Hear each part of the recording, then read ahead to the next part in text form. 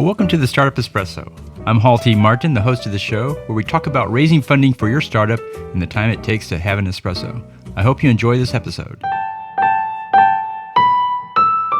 Hello, this is Hall T. Martin with the Startup Funding Espresso, your daily shot of startup funding and investing.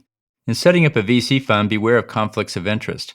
Funds associated with other groups such as universities, accelerators, or incubators may find a conflict with other funding activities in that group.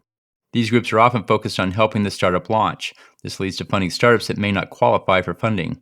Make sure the fund is independent from the group and makes decisions based on the investor's best interests. Set up the fund separate with the group with different leadership.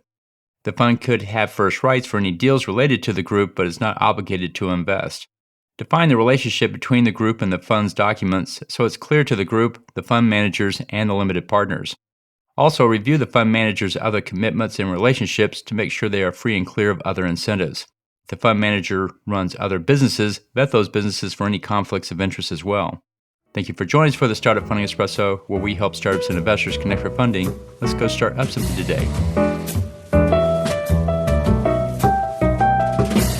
Hall T. Martin is the director of Investor Connect, which is a 501c3 nonprofit dedicated to the education of investors for early-stage funding. All opinions expressed by Hall and podcast guests are solely their own opinions and do not reflect the opinion of Investor Connect. This podcast is for informational purposes only and should not be relied upon as a basis for investment decisions.